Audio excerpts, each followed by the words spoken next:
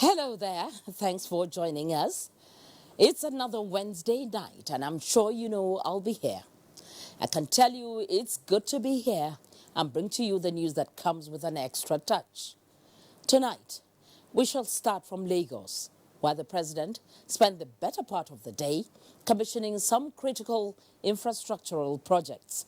Also tonight, we come out strong with stories from the health sector. You know, health is wealth. The National Assembly is back from the Easter break and back to business. Our correspondents will give us updates. There are stories on security, education, the business world, oil and gas, science, and entertainment. I can assure you that before we get to sports and Thursday's weather prospects, you must have gotten news about something of special interest to you. That's why it's News Extra. Stay with us. I am Fatima Abbas Hassan. President Muhammadu Buhari says conscientious development of high-impact infrastructure will continue to be prioritized by the governing All Progressives Congress, APC, as a deliberate attempt towards vastly improving the lives of Nigerians. The president was speaking in Lagos while inaugurating several iconic, people-oriented projects executed by the Akinwumi Ambode administration in various sectors of the economy. State House correspondent Adam Sambo has that report. This is the second time President Muhammadu Buhari is paying a state visit to Lagos, the center of excellence, in the last 1 year, and perhaps the last under the Ambode administration. 6 other governors were therefore on hand to show solidarity as the Nigerian leader unveils several iconic projects exemplifying the state government's commitment to infrastructural renewal and development. The projects described as necessary impetus for socio-economic growth as well as the progress of Lagos State include the 10-lane Murtala Mohammed International Airport route provided in response to traffic gridlock, security challenges and environmental degradation around the area. Others are the unique transport interchange at Oshodi that transformed the area into a world-class business district, as well as the 820 units high and medium capacity, fully air-conditioned luxury vehicles under the bus reform program of the state government towards addressing the huge transportation challenges in the megacity. Your governor, Akinwumi Ambode, has performed satisfactorily, and we should all commend him for his contributions to the growth and development of Lagos State. These projects by Lagos State are perfectly aligned with the efforts of the federal government to improve the country's infrastructure, especially in the transport sector. To complement the Oshodi transport interchange, the federal government approved the reconstruction of the Apapa-Oshodi Expressway up to Orinski and Old Toll Gate, which was last attended to 40 years ago. For Governor Akinwumi Ambode, with the execution of the projects by his administration aimed at making life better for all, the immediate and future prospects of the state is not only brightened, but its prosperity has also been fully secured. These projects would not have been possible without Mr. President and his quiet but impactful decision to approve and release the payments of the Paris Club refund and the refund on federal road projects incurred by the states. This is our report card. We have used your approval and releases judiciously because we believe strongly in you, in your leadership, and in your vision for our country. This is our modest contribution to the growth and development of our state and to the country in general. Also inaugurated by the president is the expanded and reconstructed 170-bed, fully digitized Institute of Maternal and Child Health of the Lagos University Teaching Hospital. It has 6 surgical theaters, 16-bed emergency care unit, amongst other state-of-the-art facilities aimed at bringing quality, affordable, and modern health care to the people. And in fulfillment of the promise by the Ambode administration to make tourism, hospitality, and entertainment the centerpiece of its development agenda for the youth, Lagos Theatre Oregun, replicated in parts of the state, was also inaugurated by the president. It is to expand arts and performance space as well as promote a thriving creative economy in the state.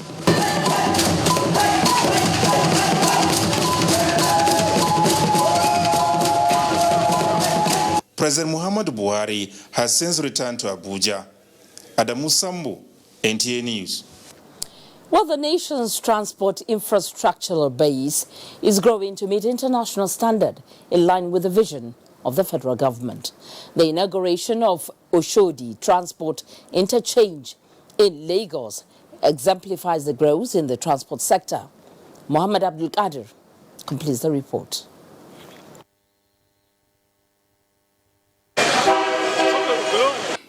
This is the imposing Oshodi Transport Interchange, the first of its kind in Africa.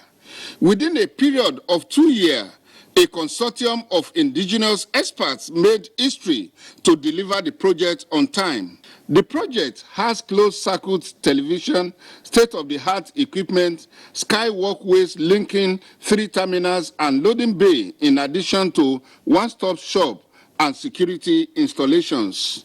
The skywalk is about 45 meter high. It's about 15 stories. We also have, as I mentioned earlier, ITS, Intelligence Transport System, that help you keep track of your movement. So you don't have to wait indefinitely for buses. While you are waiting, you can go and shop. Lagos State Government initiated the project in 2016 on public-private partnership arrangements. The twin project of Oshodi Transport Interchange and 820 buses could not have come at a better time than now. We can say Oshodi is now in an international place where everybody can walk both day and night. This is the first time that I will see this kind of gigantic transport system. Oshodi Transport Interchange has no doubt redefined the nation's public transport system and turned this area into a world-class central business district comparable with other transport terminals all over the world. In Lagos, Muhammad Abdul Qadir, NTA News. Thank you, Mohammed. And still from Lagos, we have a report which says that the state governor, Akinwumi Ambode, has assured Nigerians that the 500-seater Lagos Theatre, inaugurated by President Muhammadu Buhari, will further develop tourism, arts and entertainment in Lagos and Africa at large. Nosa Osula has that report. Tourism, arts, culture and entertainment are major points of focus for Governor Akinwumi Ambode, as his commitment to promoting these sectors stands unwavering. The Eco Theatre is a sterling concept by the Ambode administration to provide a viable platform for youth to harness their creative minds and potentials. 4 new theatres have been completed in Ikeja, Badagry, Alimosho and Ekpe and are set to be inaugurated for public use. Governor Ambode, who accompanied President Muhammadu Buhari for the inauguration of the project alongside governors of Oyo, Ogun, Ondo, Ekiti, Adamawa, Deputy Governor of Edo State, Lagos State Governor-elect and his deputy, explained that his administration has made concerted efforts to fulfill one of his campaign promises to ensure that Lagos becomes the tourism and entertainment hub of Africa. Because we know that there are no white-collar jobs anymore. They can create jobs for themselves through this place. So I just use this, like we said, we have 4 already, others will be constructed, and also the incoming governor also will continue from where we will stop. The State's Commissioner for Tourism, Arts and Culture, Steve Ayorinde, stated that infrastructural development, regeneration of old and creation of iconic attractions for entertainment, arts and culture enthusiasts are some of the methods used by the state to boost economic activities, improve domestic tourism and expand opportunities for job creation. It's an opportunity for our youth, for rehearsal spaces, for comedy shows, for musicals, for concerts, and for live theatre, which is the primary aim, and of course cinema. So this is what Lagos is all about. Let us increase the art spaces that are available so that our people, our talented youth, can have opportunities to practice what they learn. The theatre is also part of the state government's development plan for the tourism sector, as the facility is expected to attract visitors from within and outside the country. In Lagos, Nosa Osula, NTA News. President Muhammadu Buhari has unveiled the reconstructed Institute of Maternal and Child Health Facility, popularly known as Ayinke House, located within the premises of Lagos State University Teaching Hospital. Ayinke House, which is adjudged Nigeria's biggest maternity hospital, was upgraded from an 80-bed facility to a 170-bed healthcare center with state-of-the-art medical equipment and information technology. Joy Ken Abakoya has the details.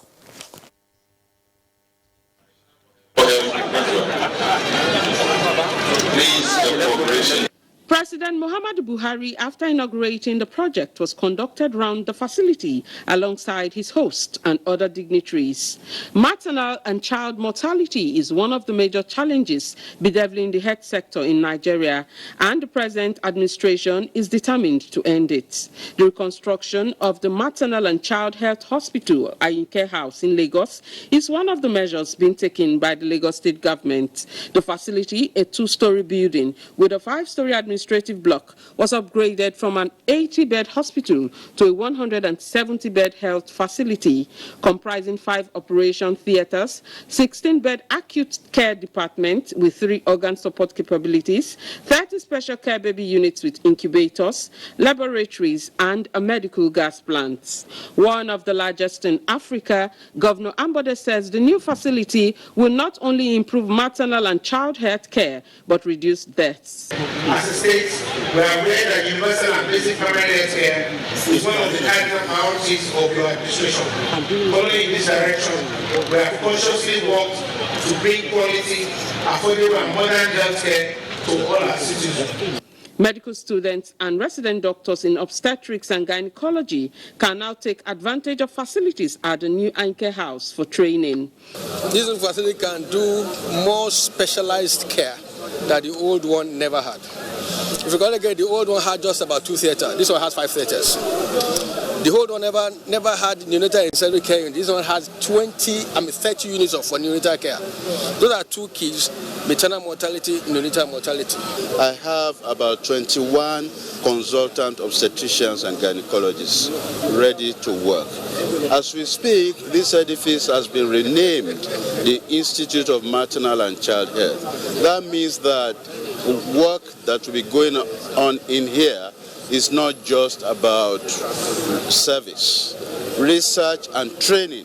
The maternal and child health care facility has begun full operations. It's an edifice that will ease the tension of our pregnant mothers in Lagos State. All of us are happy because now those pregnant women, there is a place for them to deliver. There is no more looking for somewhere where they will deliver. For women in Lagos, especially new and expectant mothers, this is worth celebrating because this facility is certainly going to bring them succor. In Lagos, Joy Ken Abakoya, NTA News. And still remaining with the health sector, the announcement of the emergence of a malaria vaccine by the World Health Organization, WHO, that is currently being used to immunize children against malaria in Malawi is another good news from the medical world that has raised the hope of those living in malaria endemic countries such as Nigeria. Health correspondent Rabi Abdallah in this next report finds out Nigeria's prospects of benefiting from the vaccine. Research on malaria vaccine is one that has kept scientists on their toes for so many years. This is in view of the high death burden from malaria, as findings indicate that the parasitic disease kills about 435,000 people every year, the majority of them children under 5 in Africa. Not only is Nigeria top on the list of malaria endemic countries, but contributes 25% to the global malaria burden. With the breakthrough that led to development of the malaria vaccine known as Mosquirix, which is now in use in Malawi. The question is, where is Nigeria in the picture, considering the fact that it is the country that is worst hit by malaria in the world? More so, when the World Health Organization had made a pronouncement that a similar vaccine program will soon begin in Ghana and Kenya. This vaccine had been undergoing trial for several years, over 20-something years, and eventually in 2016 there was a policy recommendation, and the recommendation was that they needed to collect further data on the introduction and the feasibility of introduction. And so the recommendation also was that countries, we should pilot the vaccine in a few countries in order to generate local evidence on introduction, on feasibility, and on use. And so this is what this initial phase of introduction is about. Evidence generated from these 3 sites, that's Malawi, Kenya, and Ghana, will be used in scaling up the vaccine to other countries. Nigeria was well considered, but one of the reasons was that these 3 countries, Malawi, Kenya, and Ghana, were the countries where the research took place. So it was only fair that when it was time to reintroduce the vaccine, that those places where the research was done were prioritized. We cannot scale it at once in all the countries. Nigeria is a very important country, among the high burden country. This has not been thrown out of. It is an option that definitely be considered. But as of now, let's look at the strategy that exists. The government has already deployed. Let's do more, scale up on the response, and then things will be better. The vaccine is said to only protect about 1/3 of children who are immunized, while those who get the shots are likely to have less severe cases of malaria. In Abuja, Rabi Abdullah, NTA News. Many thanks, Rabi. Now, what comes to your mind when you hear the word immunization? Prevention? Safety? Vaccination? Well, the Nigerian Health Forum is taking proactive steps to develop a plan to increase the awareness on the gains of immunization, as Linda Ogidi now tells us. Immunization is not only about vaccine. With the team Prevent Epidemics, Immunize, this awareness sensitization workshop is another effort towards promoting immunization and its benefit to the people. For experts at the workshop, reaching the grassroots is key. Immunization is the first port of call. Every child has a right to health. And what does immunization do? It makes sure that at least basic health comes to pass. You can have immunization up to the first year of life, but the other diseases are coming, which you need people to be vaccinated. The government has made some efforts. Well, I think we need to educate them the more. When we say government, we are talking about, is it government? We have the technical people in government, and that's us. Consensus here is that all hands must be on deck with combined efforts of all communities, private sector, government, and individuals needed to free the nation from every epidemic. In Abuja, Linda Ogidi, NTA News. Military cautions against undue publicity to criminals. Why, you may ask? We'll find out when we return after the break. In the strength, yeah, that comes from the hard knocks that life throws at us. And we Nigerians, yeah, we know all about that.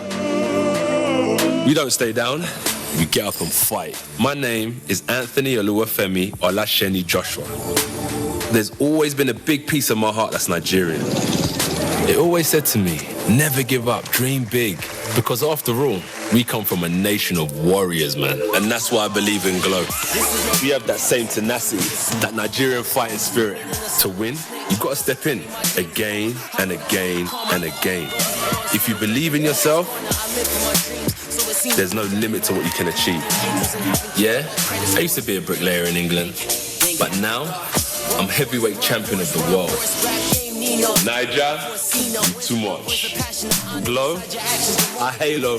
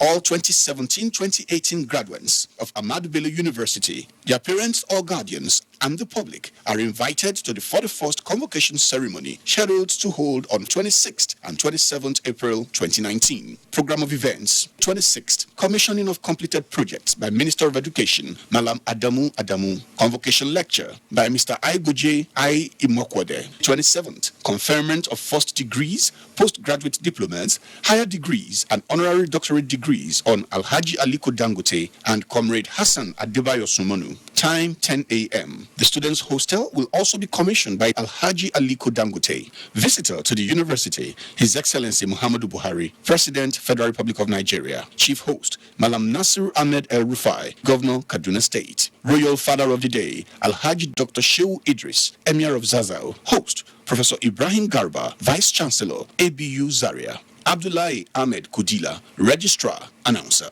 The verification exercise for the implementation of the HR module of eyepiece for all federal civil servants in the outstations of core MDAs in the states of the North Central, Northeast, and Northwest geopolitical zones will be conducted from Monday 29th April to Friday 10th May 2019. Affected employees are expected to present themselves along with the original copies of the underlisted documents, employee online records, birth certificates or statutory declaration of age, relevant educational credentials, letter or gazette of first appointment, gazette of confirmation of appointment, last 3 promotion letters, current office ID. Please note that employees not identified by their respective heads will not be attended to. For more information, please see This Day newspapers of Tuesday, 23rd April and Daily Trust newspapers of 24th April 2019. Mrs. Winifred E. Oyoita, Head of the Civil Service of the Federation, Announcer.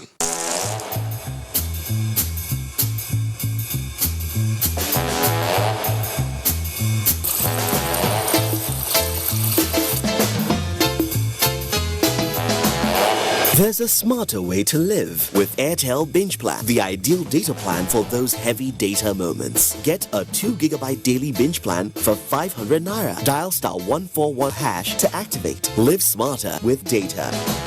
Airtel, the smartphone network. What is it that transforms the economies of the world? More than a nation's natural resources, it is about the quality of its people. The UAE has largely transitioned from an oil-driven economy into one that is knowledge-based. And by developing their human capital, others who have little or no natural resources have become global leaders in technology and innovation. We can also do the same. Combining modern skills with entrepreneurship development will give rise to enterprises which can increase the demand and capacity for skilled labor. Our mission at the Industrial Training Fund is to provide the knowledge and skills that can meet this demand. in recognition that this combination is the global currency of the 21st century economies. And so for us, this is what it's all about.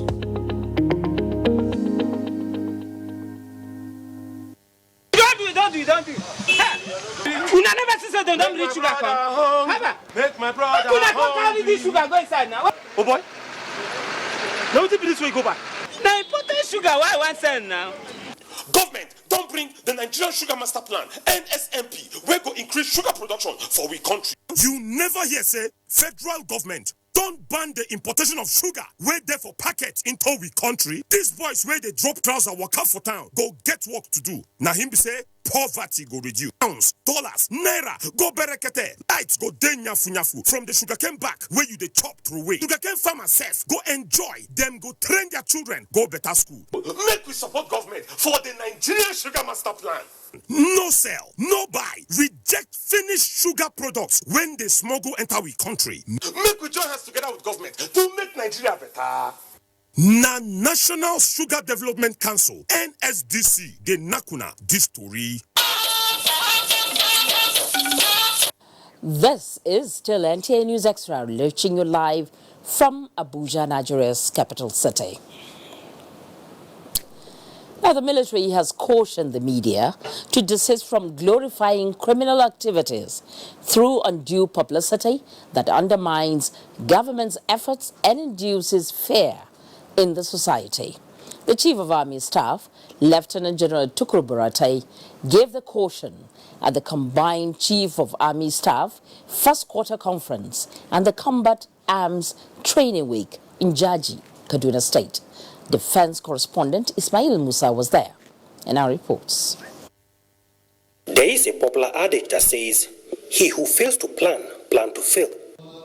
Having this in mind, these field commanders and principal officers are assembled at this platform periodically to review their general activities and plan for more effective operations in view of emerging internal security threats across the country.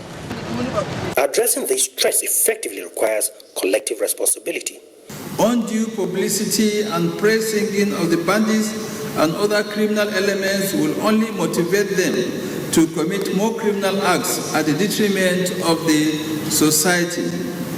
Therefore, the press, the general public, security analysts, and public commentators are advised to show more maturity and due diligence in this collective effort of ridding the country of criminals. The Army Chief says President Muhammadu Buhari's intervention will enhance rapid procurement of the needed platform. Mr. President has intervened promptly by authorizing concerted efforts through a government-to-government procurement policy to obtain critical platforms needed for our operations. This package, which is almost due for delivery, will also come with the technical training, content, and maintenance support. Headquarters, Nigerian Army School of Infantry. So, help us God. Meanwhile, the Chief of Army Staff, Lieutenant General Tukur Buratai, has inaugurated the new Headquarters School of Infantry in Jaji, Kaduna State. The project that was completed in 10 months. The Senate has advised the federal government to urgently ensure the deployment of enough security presence along the border communities of Benue and Taraba. The motion, moved by Deputy Minority Leader Emmanuel Bwacha, drew the attention of senators to the lingering crisis involving youths of the communities. National Assembly correspondent Ignatius Onkwo has the details. Senators reconvening for plenary after the break, apparently the last Easter break by the 8th Senate. The motion on communal crisis involving border communities in Benue and Taraba State was the first urgent matter considered by the returning senators. And it is very Deputy Minority Leader Emmanuel Bwacha from Taraba State and 2 others moved the motion. The sad event preceding the Easter break, like I said, is a sad one indeed because over 30 lives were lost. What started as a little problem between the villages of Kente and Vase in Taraba and Benue State now blossomed into a complete fight. It is sad but we need to work hard to bring peace once again to these two communities that have been living side by side in peace. Now, the police authority should hasten the completion of mobile barracks in the border towns of Akwana, Island, and Taraba and Benue, respectively. Those in favor say aye. Those against say nay. As have it. And to observe immediate silence for those killed in the sad event. Boundary issues continued on the floor as the legislators adopted a motion by Senator Isaac Alfa from Kogi State, recommending, among other issues, that the governors of Anambra, Enugu, and Kogi states should resolve the crisis between the communities, while the federal government should direct the National Boundary Commission to release its report on the boundaries of communities contiguous to OPLs 915 and 916. Urge the communities of Ibaji, Iga, and Aguleri Otu of Kogi, Enugu, and Anambra states to sheathe their sword and allow peace to reign.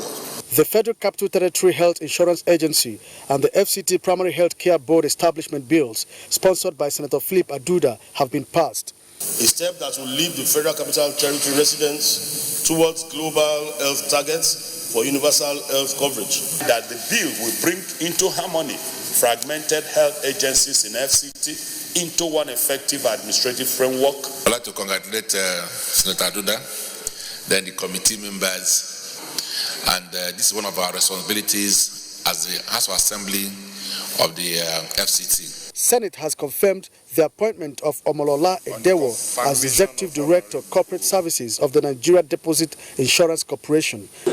Senate received requests from the President on the confirmation of 2 members of the Nigerian Bar Association into the Federal Judicial Service Commission. From the National Assembly, Ignatius Nkwo, NTA News. The Nigerian government is set to record a daily loss of $8 million due to non-review of the oil production sharing contract between the country and international oil companies. The House of Representatives is set to correct the situation with a passage for second reading of a bill for an act to amend the Deep Offshore and Inland Basin Production Sharing Contract Act.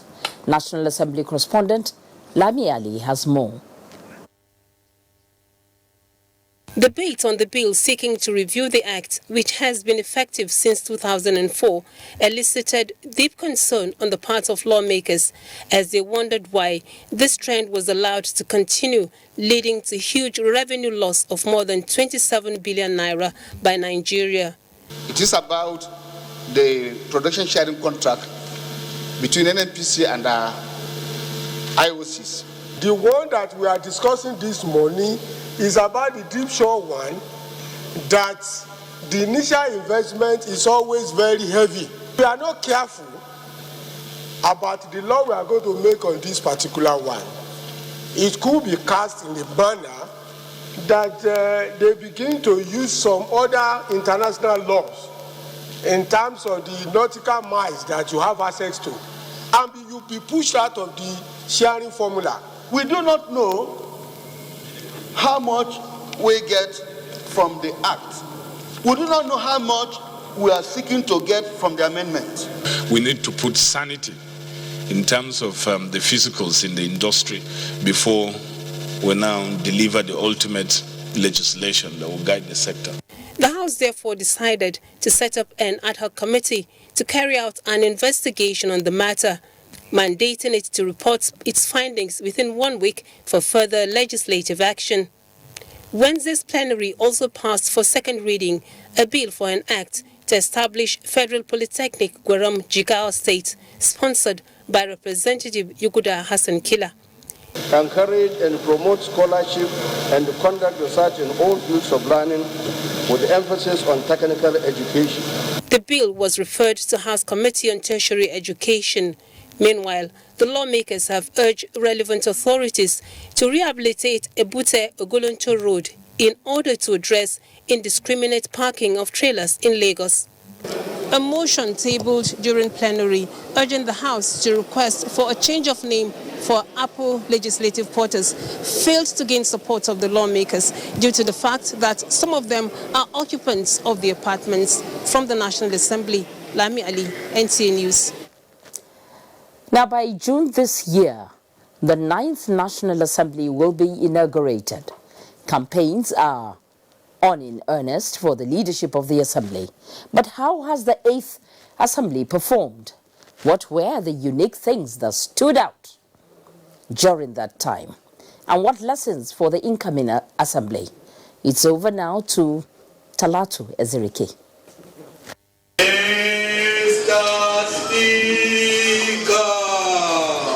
It is said that the beauty of democracy lies largely in good governance by the three arms of government.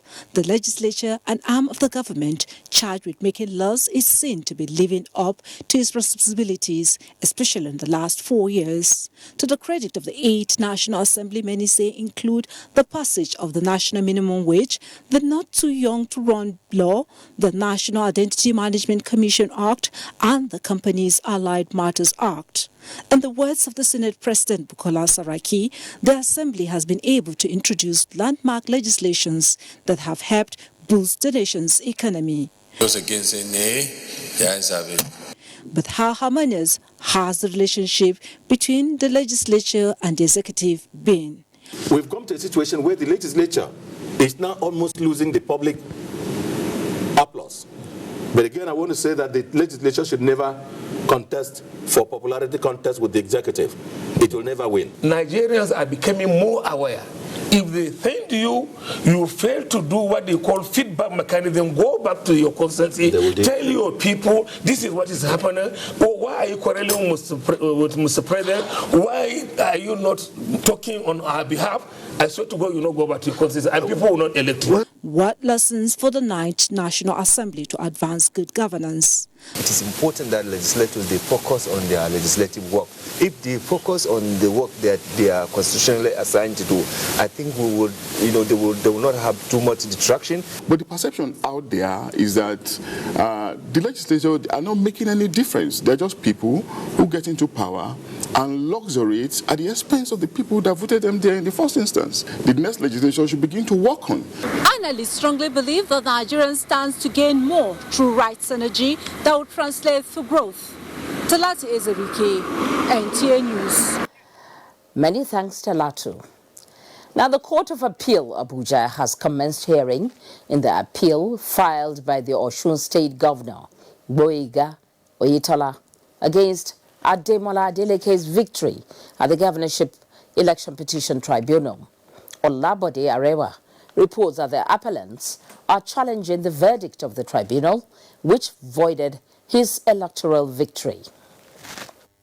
The incumbent governor of Osun State, Boyega Oyetola, and his party, the All Progressives Congress, filed separate appeals, saying that the tribunal erred when it cited the alteration of the results sheets of the election by INEC electoral officers as the major reason for declaring Ademola Adeleke as the winner of the election, citing Section 138 of the Electoral Act 2010 as amended. Wale Oladipekun, Akin Olujimi, and Yusuf Ali, senior advocate of Nigeria, said the fact that alteration of the result sheets from ECATA were not part of Adeleke's arguments at the tribunal. Adeleke's counsel, Onyechi Ikweazu, SAN, said overvoting, no recording of voters' accreditation, and alteration of the results after the election had taken place validated the tribunal's view. The 5-man panel, led by Justice Jumai Sankey, deferred ruling on the preliminary objections of the parties to the petition. In Abuja, Olabode Arewa, NTA News. The Minister of Information and Culture, Lai Mohammed, says the next 4 years of the Buhari administration will witness greater infrastructural development in the country and expansion of the social investment programs to reach more Nigerians. Speaking on NTA's flagship program, Good Morning Nigeria, the minister noted that Nigerians have asked for a better deal by re-electing President Muhammadu Buhari for a second term. Alika Opanachi has that report. The Information and Culture Minister stressed that the peaceful conduct of the 2019 general elections resonates positively among Nigerians' global friends and allies. Hence his recent visits to the United Kingdom and the United States of America to gain more support for the administration and attract more investors to Nigeria. We owe it a duty to our people and to our country to ensure that the outside world, and even the local, even the domestic committee, it gets the right narrative and the right, picture. He outlined some of the second-term plans of the administration in moving Nigeria forward, especially in the areas of infrastructural development, power generation, and job creation.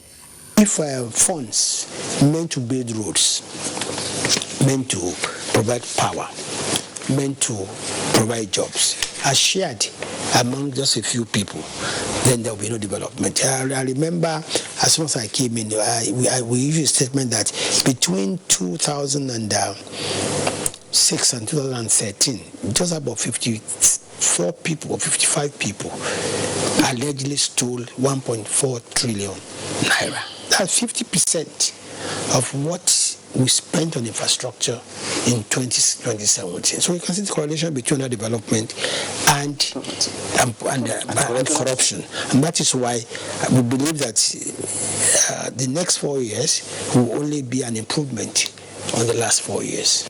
On the war against corruption, the minister was emphatic that the present administration deserves credit over its achievements so far and hoped the international community will continue to join Nigeria in prosecuting the fight against terrorism. In Abuja, Alika Opanachi, Arwa, NTA News. Up next, correspondent examines the role of African trade policy and ECOWAS regional trade policy. That's the outlook. We return. Stay with us.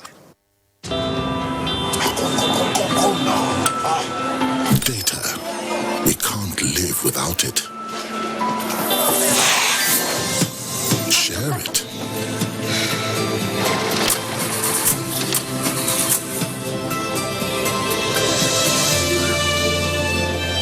Impress with it.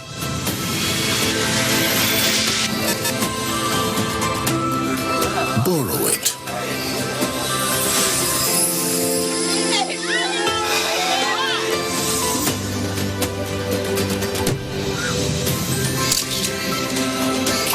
Sell with it.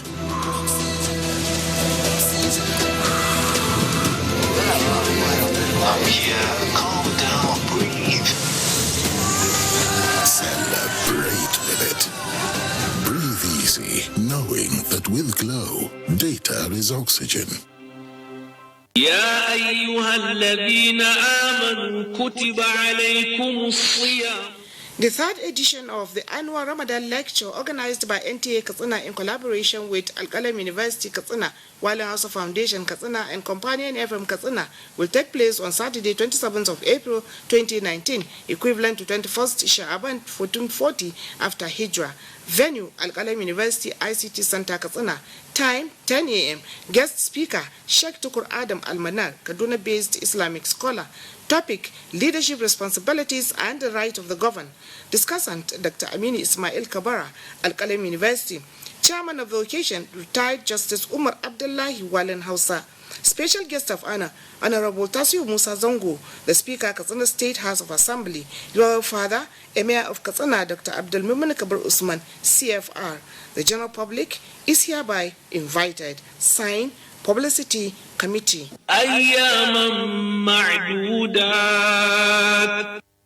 Your perfect family is under threat by germs. Infectious diseases are now the world's biggest killer of adults and children.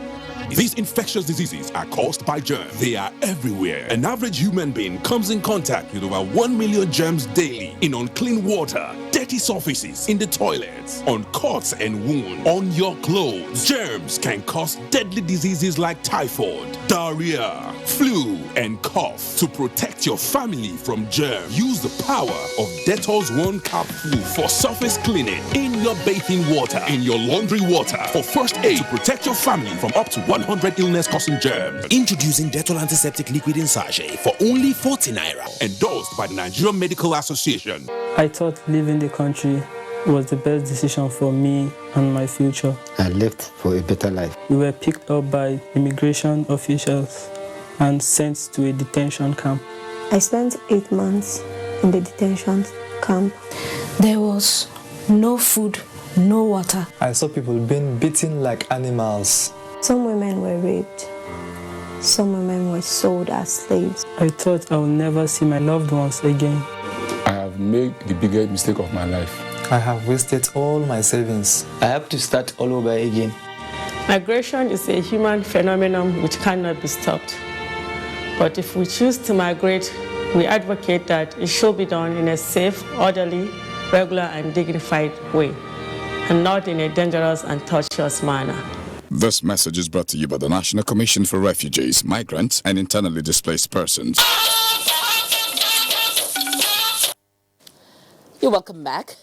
The dynamic and constant change in nature of the business world is definitely playing out on the floor of the Nigerian Stock Exchange, as stocks are responding to news of plans to acquire full ownership of growing global businesses. Amina Nujem is here in the studio with the details. Now let us in on the good news, Amina. A little patience. You'll get to know about it. All right then. We begin business news today with the latest closing numbers from the Nigerian Stock Exchange. Investors lost 66.78 billion naira, while the NSE OSHA index ended Wednesday on a negative note. It depreciated by 0.58% to close below 30,000 basis points. This is against a 0.03% depreciation recorded on Tuesday, with its year-to-date returns at minus 4.87% and market capitalization 11.236 trillion naira. At the end of trading on Wednesday, 304 million shares corresponding to a market value of 2.630 billion naira exchanged hands among investors in 3,902 deals, while market capitalization dropped to 11.236 trillion naira. Japul Oil continues to record the highest volume with 92 million traded shares, followed by Access Bank and UBA with 2 million. Interesting developments as Dangote Flour led 26 gainers. This very well related to the development of global food and business leaders Olam's intentions to acquire full ownership of Dangote Flour Mill. In other news, in support of policy trust of the federal government aimed at promoting the campaign on Think Nigeria, Buy Made in Nigeria products, the Ministry of Industry, Trade and Investment has met with partners to fine-tune the draft National Industrial Lubricant Policy. This is to encourage local manufacturing while further enhancing Nigeria's industrial potential.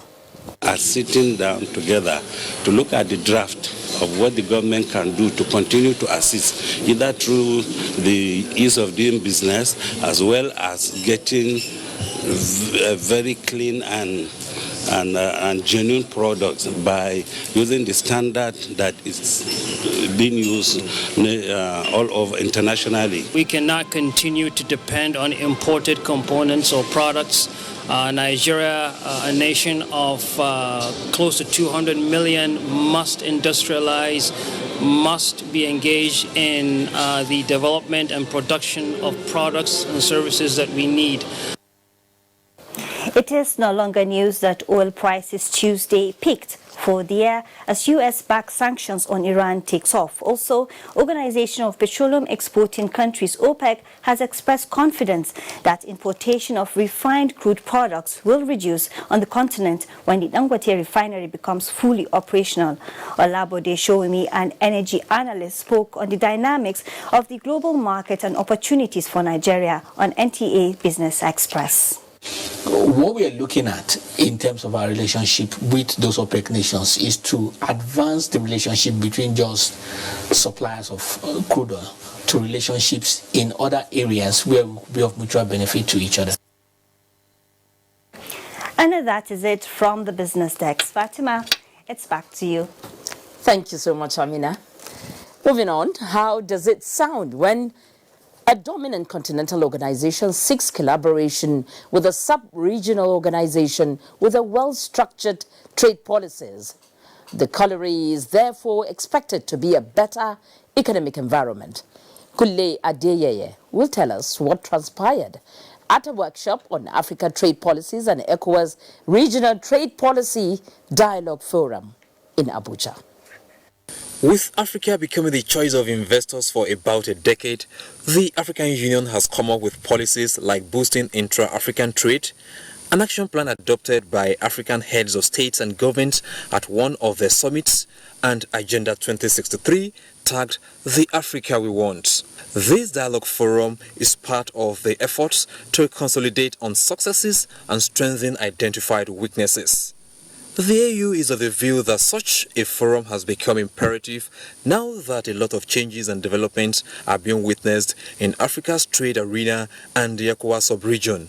Trade policies and agreements do not operate in a vacuum, but rather they are connected to several other trade and trade-related policies and strategies, such as transport, immigration, customs, health. The Economic Community of West African States, ECOWAS, expressed willingness to partner the African Union and engage in peer review mechanism, which is already a success at the continental level, and maintain policies like ECOWAS Trade Liberalization Scheme and infrastructural development, which have eased trade among ECOWAS members. We also have a draft ECOWAS Common Trade Policy, which is currently undergoing national consultations in the member states, in line with the request of our ECOWAS Ministers of Trade, going to a decade ago. Right from the beginning of African Continental Free Trade, even up to now, Nigeria has been very much involved from the beginning to the end. The 4-day capacity building, which also factored in multi-stakeholder approach, is the second in the series after that of 2018. In Abuja, Kunle Adeyeye, NTA News. The negative impact of oil spills on the marine environment and its effect on the livelihood in coastal communities can better be imagined. For how long will this continue? Goes a regular question on their lips. But not to worry, as the Nigeria Maritime Administration and Safety Agency, NIMASA, and the National Spills Detection and Response Agency, NOSDA, are tackling this issue head-on. Oyinaya Kaluoka witnessed the signing of a memorandum of understanding between the two agencies to that effect in Abuja. Poor crops harvest, aquatic destruction, and impact on human health are some of the diverse effects of oil spillage in affected communities. According to Petroleum Resource Annual Reports, more than 60,000 spills have occurred in Nigeria during her 40 years of oil exploration. Proactive and well-calculated response to marine spill, experts say, is very complex and requires a well-coordinated efforts. With the signing of the Memorandum of Understanding between the National Oil Spill Detection and Response Agency and the Nigerian Maritime Administration and Safety Agency, response to marine oil pollution incidents in Nigeria will be efficient and effective. This MOU is a commitment made by the two agencies and should not stop on this signing ceremony, but should continue to guide and guard our actions at even targeting zero oil spill in the country and region at large. So there's a need to put a better attention to this spill issue and see how we'll be proactive and make sure that whenever any one happens, we are able to rise to the occasion and make sure that we bring it under control within a very reasonable time. With this MOU, both parties say they are prepared and equipped in oil spill management in the country. Oyinaya Kaloka, NTA News. The Group Managing Director of the Nigerian National Petroleum Corporation, NNPC, Dr. Mekan Tibaru, says the negative economic impact of petroleum product smuggling is undermining Nigeria's economic growth as huge amounts of money is spent on under-recovery. The GMD stated this at a meeting with the Nigeria Customs Service and the Department of Petroleum Resources in Abuja.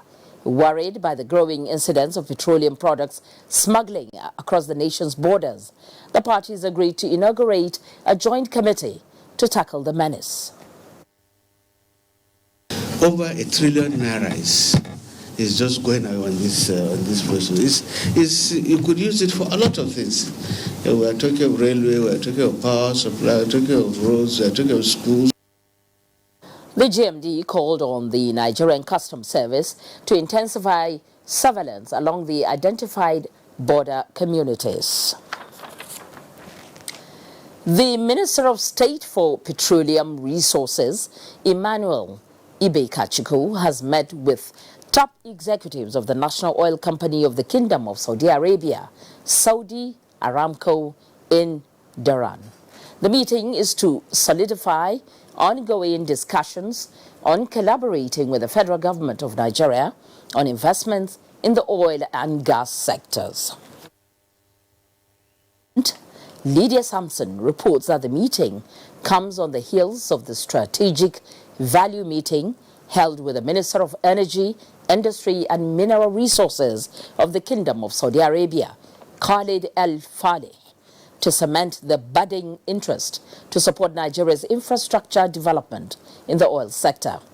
Kachiku, who was received by the President and Chief Executive Officer of Saudi Aramco, Amin Nasser, and the top management of the conglomerate, highlighted the areas of shared investment interests for Saudi Arabia and Nigeria, while explicitly presenting the existing gaps in the midstream and downstream sectors as viable investment options. The Chief Executive Officer of Saudi Aramco, Amin Nasser, reiterated the resolve of the conglomerate to widen investment in Nigeria and share best practices, while showcasing the high-level technological feats of the company. He says the company in the next 5 years intends to focus on investment in Africa, and Nigeria, as biggest country in Africa, will not be left behind on a guided tour of the Saudi Aramco facility. Kachiku commended the high-level technological advancement of the National Oil Company. He also lauded the various showcased technologies. The exploratory partnership visit ended with a firm acceptance by Saudi Aramco to quicken final conversations with Nigerian firms across the entire oil and gas value chain for mutually beneficial gains.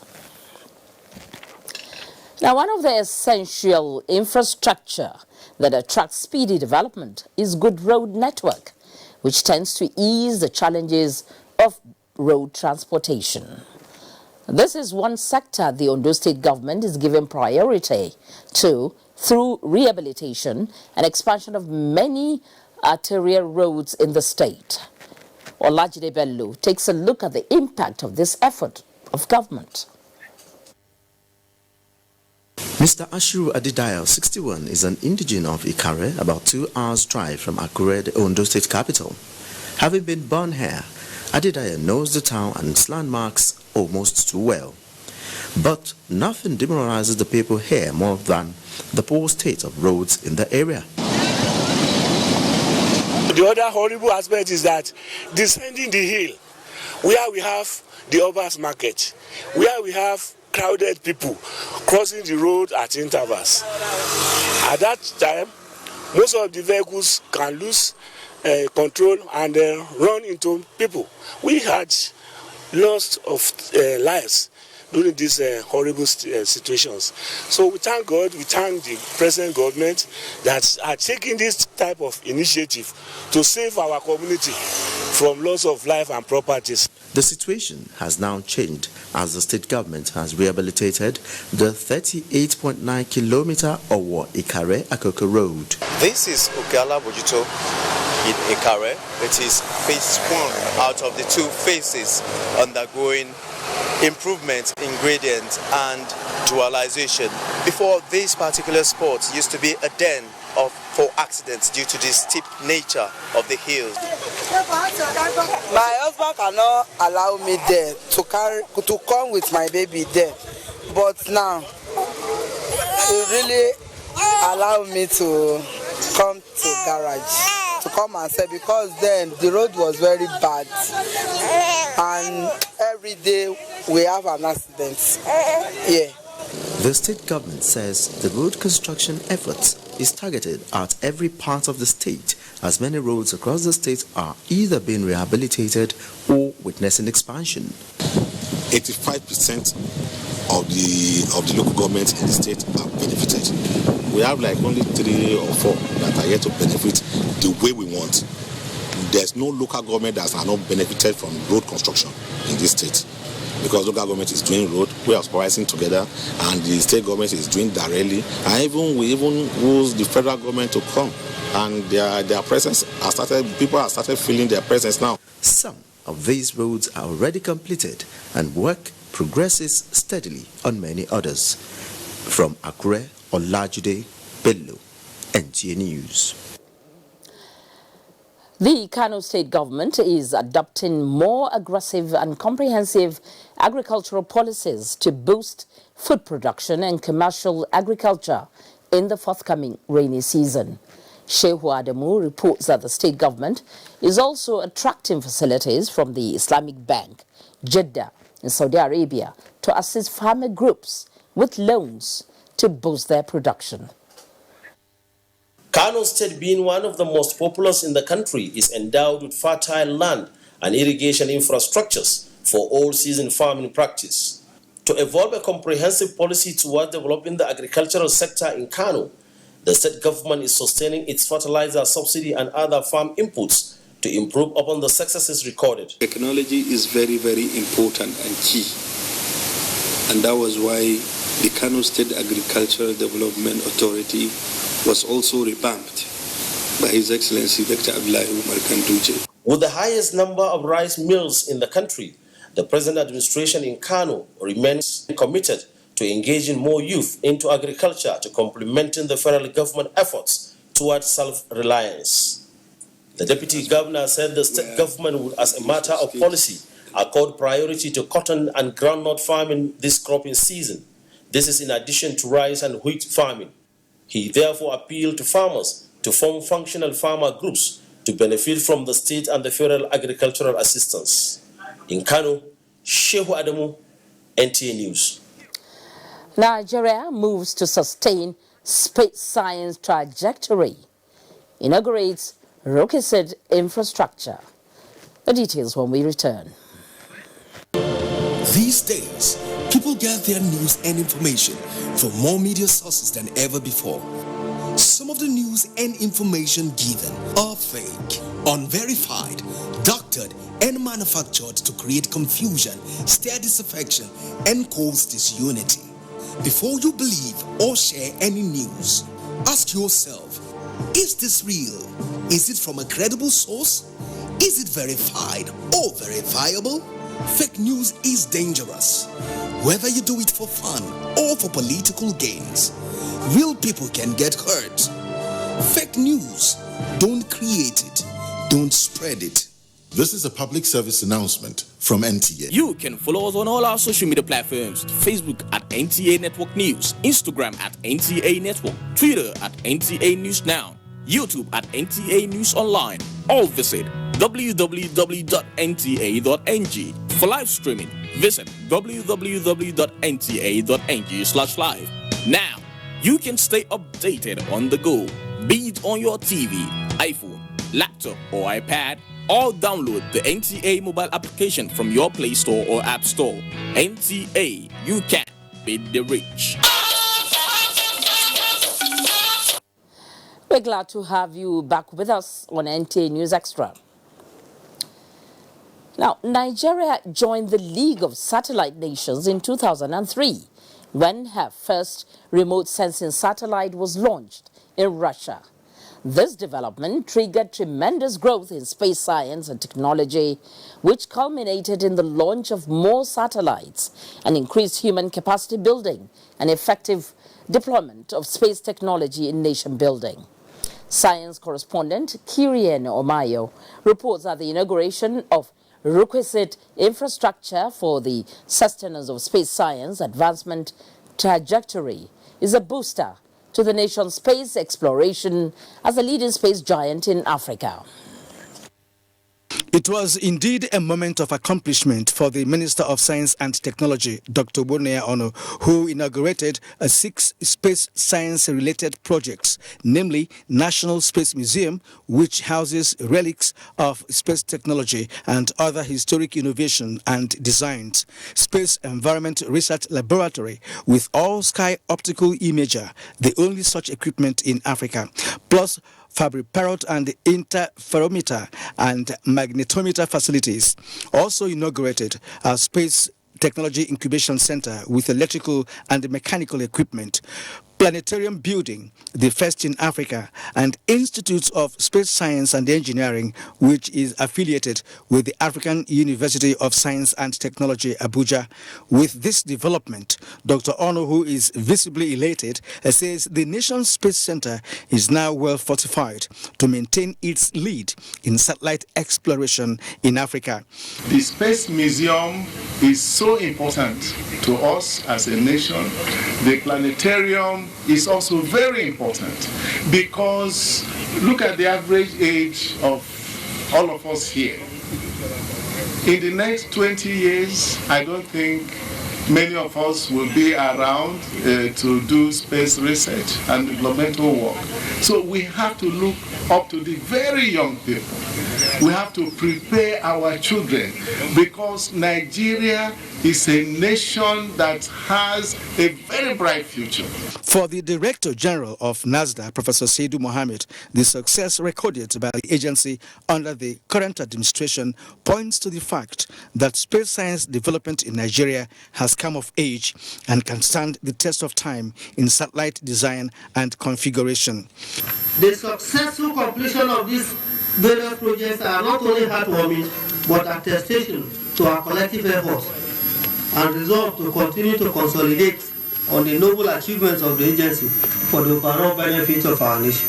I want to assure you, President Muhammad Buhari is committed to developing this agency and making it the best in Black Africa. Nigeria currently has 3 functional satellites in the orbit, and with the acquisition of this strategic space infrastructure by NASDA, the agency is now in a vantage position to carry out more integrated data-driven space technology architecture for efficient space exploration and research in Africa.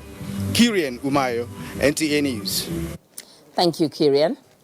Now, one wonders why, despite the number of universities in Nigeria, nothing definite in terms of research seems to be seen, a development that is impacting negatively on the country in many ways.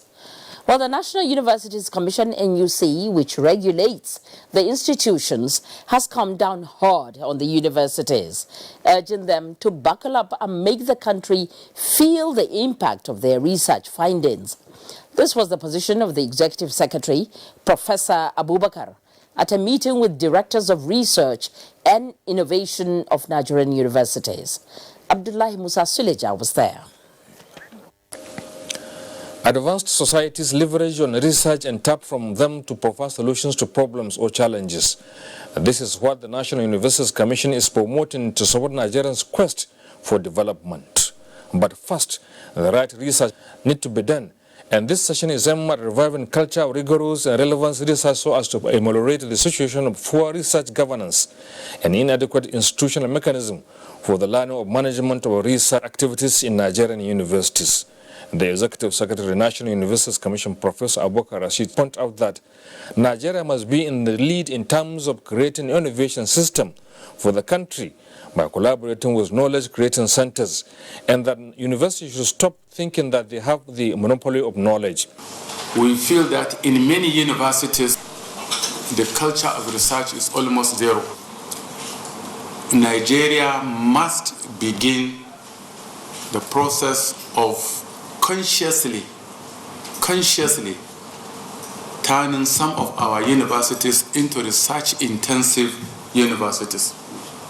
Executive Secretary, Tertiary Education Fund Professor Suleiman Bogoro shares similar sentiment with Professor Rashid as he expressed dismay over the inability of many Nigerian professors to access global grant for impactful research. This is the challenge to all of us. For too long in our university system, we've dwelled more on teaching, not research. The interactive session is tagged Bolstering Research Impact and Relevance Through Systematic Research Governance in Nigerian Universities. Abdullahi Musa Suleja, NTA News. Arrangements are in top gear as Ogun State government is set for the successful hosting of the 4th edition of the African Drums Festival. Lekon Agbonde visited the amphitheater at the city center venue of this year's annual event. Governor Ibikunle Amosun displaying drumming skills as he set to declare open the 2019 Drum Festival. I am standing inside the 10,000 capacity amphitheater being prepared to host about 30 state troops from across Nigeria, another 30 international troops from Africa and beyond, as well as 78 private troops from across the world in the 4th edition of the African Drum Festival. For days, the organizing committee, led by the Deputy Governor of Ogun State, Yetunde Onanuga, has coordinated artisans and technical experts in decoration to dot the I's and cross the T's to make the venue ready for the 2019 African Drum Festival. The intensity of activities have been on the rise as workers are busy working to give the newly constructed amphitheater a facelift towards ensuring a successful and enlarged version of the annual festival. Right now, our troops have started arriving and we have put them in the hotels that they are to accommodate them. And then for us here, we are ready for them. We have done all that are necessary, only that we just want to clear up what we're doing here. It's going to be a wow, because everybody, we are ready, we are set to host thousands of people. We have different things. We have the train ride on Saturday.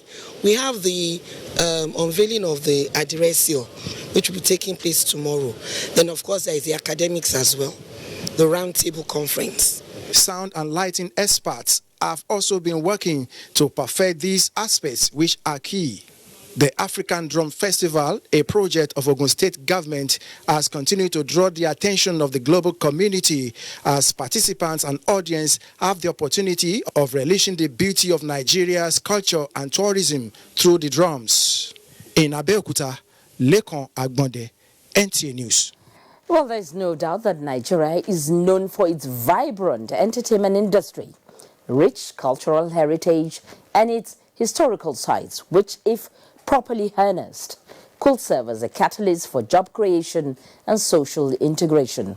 To ensure that the grassroots benefit from these vast fortunes, the Federal Ministry of Information and Culture has explored the artistic potentials of youths in Atigidi, Agbi, local government area of Cross River State, through a talent hunt aimed at improving their socio-economic well-being.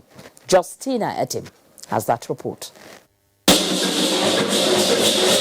The talent hunt is aimed at equipping youths of the community with a means of livelihood that will stimulate wealth creation and promote peaceful coexistence amongst youths of the area and beyond.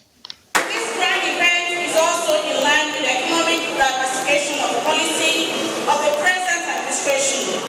As it is expected of a talent show, contestants reeled out their best in music and comedy, entertaining the crowd. Isaac McRock emerged winner, with Gift Gekwe as the first runner-up and Elemi Matthew as the second runner-up. The winner carted away the sum of 300,000 and other gift items, while others were also rewarded. For the Ministry of Information and also our mother organizing this is a great one for this community, and I really appreciate it. Apart from the wealth of talent embedded in the youth, the Itigidi community is also endowed with rich cultural heritage and historical sites, which guests visited during the fiesta. The 2019 Entertainment Fiesta is on the theme, engaging youth through entertainment for a greater tomorrow. From Itigidi, Abi local government area of Cross River State, Justina Etam, NTA News. Now, research has it that Nigeria's first contact with cinema was in 1903 at the instance of Herbert Macaulay, and since then, till 2016, Nigeria can only boast of 38 cinemas. But with the special efforts of the present administration, Nigeria has made it to the 200 mark. Things are still looking better, as Nigeria and France have agreed to showcase and exchange movies to further boost income generation. At Debola Brooksland Sunday witnessed the signing of an agreement to that effect. The movie industry is rated one of the top income generation sectors in Nigeria. And due to the large content it produces, France sees it as a veritable partner. This led to the collaboration that will present a platform for the benefit of investors, producers, distributors, and other key players in the motion pictures industry. Director of the Institute of Franchise, Ahmad Dunion, and the Executive Director, National Films and Video Censors Board, Adedayo Thomas, believe that the process will be a springboard towards taking the industry to the next level, especially with the political will of the Buhari administration. I can't even put a percentage to it of the growth we have witnessed within the last 2 years, based on one thing: policy of ease of doing business and opening up the market for the film industry. Stakeholders smile to the bank from their box office of 300 and something million, 400 and something million, 500 million. Netflix is there, DSTV is buying our things. Several other networks are interested in us. Production is going on in and out. So it's a real big thing for the country. And we appreciate that very much.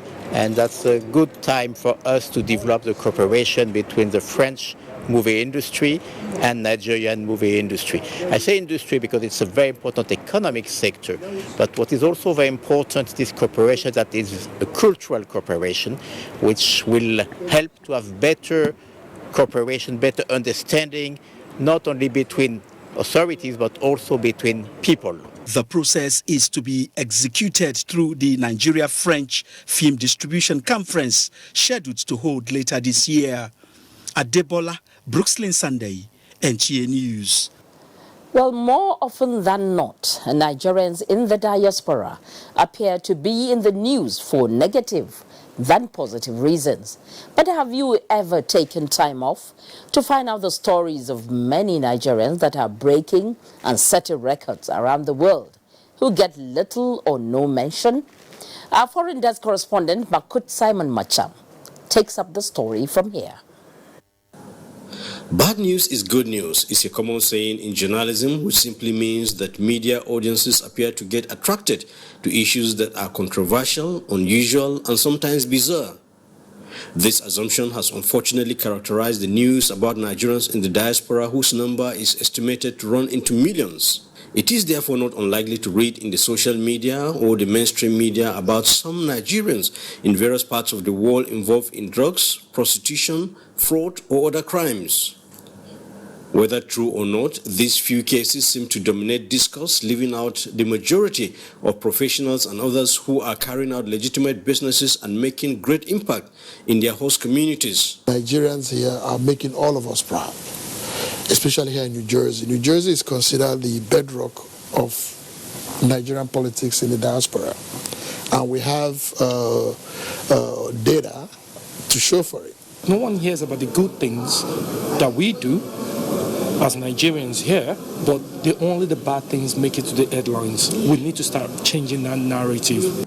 Apart from Nigerians heading or holding senior positions in international organizations such as the United Nations, OPEC, International Criminal Court, African Development Bank, the World Bank, among others, there are many others who are making waves in their chosen fields globally. Nigerians and non-Nigerians know that there are a lot of Nigerians doing great things all around the world in all the fields, and everybody talks about this, and and that's what's sometimes so that makes people get so exasperated about where we are as a country.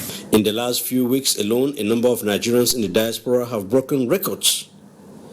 Stella Chinelo Imelefe, for instance, broke a 100-year record of an Indian university, winning 20 gold medals at graduation, while Damilola Adeke in the United States got admissions into a record 20 Ivy League schools, including Yale, which she finally settled for. In New Zealand, Israel Adesanya won the UFC middleweight boxing championship, while another Nigerian, Casey Madu, got elected into parliament in Alberta, Canada. The list goes on and on. With the establishment of the Diaspora Commission, expectations are that the stories about Nigerians who are doing positive things will be pushed out more than ever before. The saying goes that image is everything, but image is largely driven by perception, which may or may not be true. Everything is about perception and packaging. Some of these countries that we go to and celebrate, they have their issues to crime, criminality, but what are they pushing out about themselves? So the stories of Nigerians excelling, we need to push them out to the world, and also, bring them closer home. So what we're saying is that wherever you are in the world, you can work with your country. Work together. Let's build a great Nigeria. So that is important, and we appeal to the media to join us in celebrating the goodness in ourselves. And as I've always said, we should not accept any stereotype. In Abuja, Makut Simon Macham, NTA News. This is NTA News Extra. Sports update is up next after the break. Join us again.